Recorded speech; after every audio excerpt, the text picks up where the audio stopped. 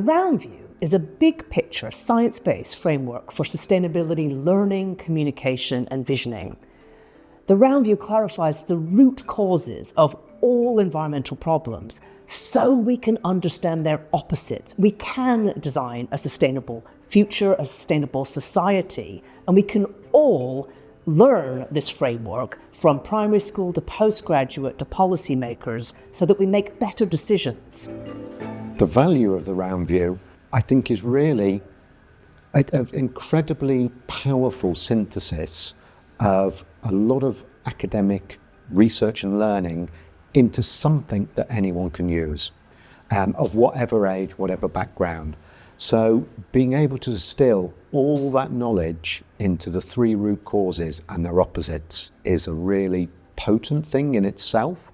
And then when it's converted into a tabletop game, it's really the interaction that you have with the game that furthers your understanding, and the fact that you might be doing it with friends or family members also builds collective understanding as well. The RoundView has taken several decades to develop, but this is because we've really been working on clarifying the science, understanding the really core principles, and crucially getting it to be so simple that absolutely anybody can understand it. The strategy is to work with libraries and schools to see how to make these tabletop learning resources available to everybody who wants to use them in education, and to bring people together to explore these ideas, but also to work with partnerships such as UNESCO designations that are working in landscapes and neighborhoods to really think about how to transform these landscapes, future visioning with the big picture sustainability in mind, but then brought into the very local to celebrate and enjoy what's there and their heritage in a new way that helps to really move us towards sustainability. I think the potential of the RoundView for libraries and schools is huge. Currently, a lot of libraries are also homes for creativity. The library is also a knowledge hub of where you learn things, so therefore a place where you go to learn about sustainability using the RoundView.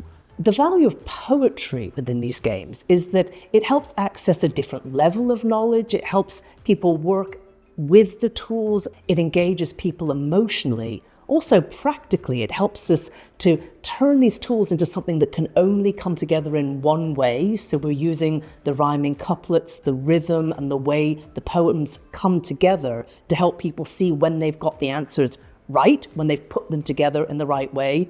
The metaphor we're using there is that it clicks together like a Rubik's Cube and you know you've got it right. The poems are helping us with the learning. We're calling this the pedagogy through poetry. It's another device to tie together the blocks and the elements of the RoundView to help people understand that, using rhythm and using language to convey meaning. So actually, it's another potent way of developing people's understanding of all the principles.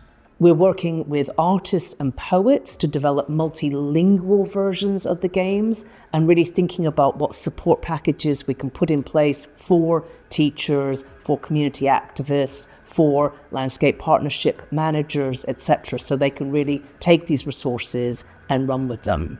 I think the value of the RoundView in different languages is self-evident.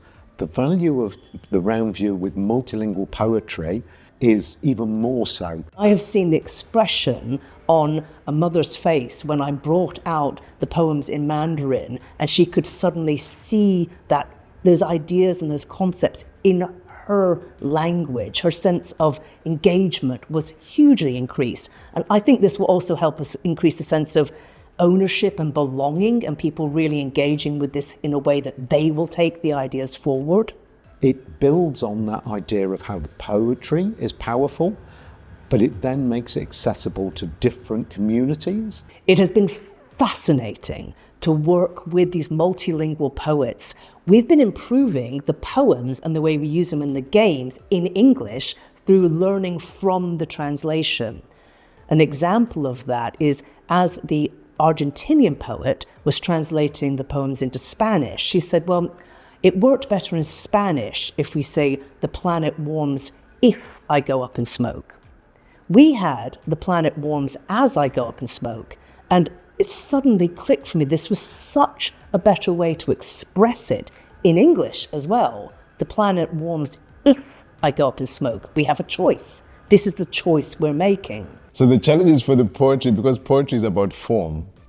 And then, so we're looking at when you move between languages, you add syllables, and I find that in the shorter translation I've done specifically for this, the words are longer because Shona it's very much about beats. The syllables are all open and they're flat. So there are several examples where the translations and the work of thinking through what are the core concepts, how can we express them both so that we keep the integrity of the idea, but the metaphorical resonance and emotional interest and engagement, working in these different languages has improved our understanding of how people are learning sustainability, how we're expressing those ideas, and how we can engage people in thinking differently. So translating the poems is helping us translate our own way of teaching the RoundView.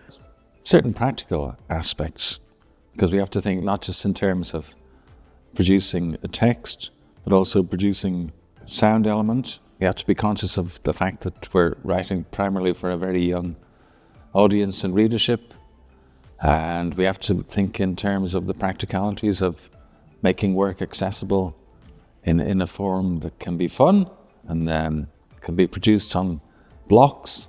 And I think it's important that there's a fun aspect to it as well, and that it's accessible, that it isn't too heavily scientific or too heavily poetic. You are battling between trying to stay true to the spirit of the piece and also to the form.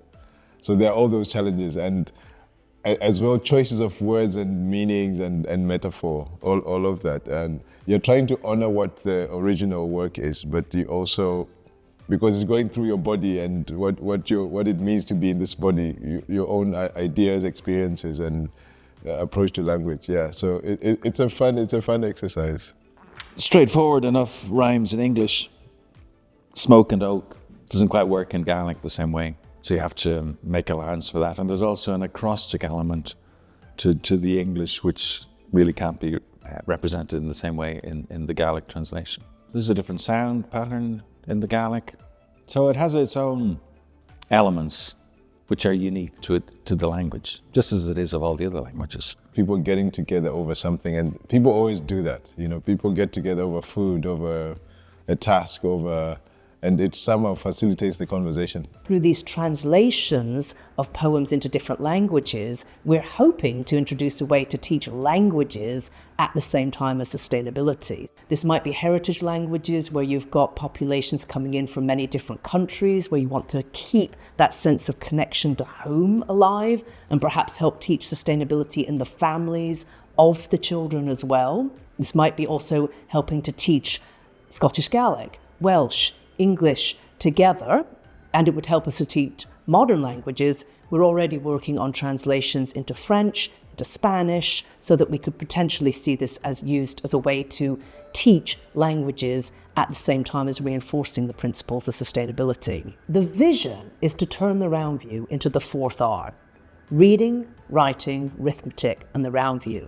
We want everybody on the planet to understand these root causes of environmental problems, their opposites, and learn how to apply that in their everyday lives, in their decision making, from every level, from their homes, their neighborhoods, their schools, businesses, their companies, their regions, their countries. The RoundView inspires hope, confidence, and inspiration.